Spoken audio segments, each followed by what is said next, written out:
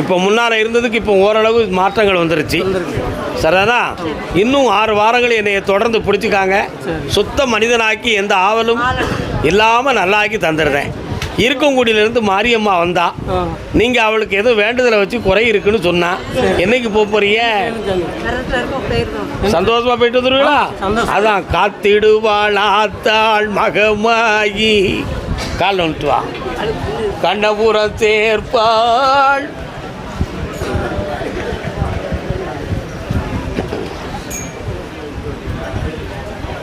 வாங்க, முன்னால வாங்க, வரிசை அங்கே வாங்க. வாடா தம்பி வா.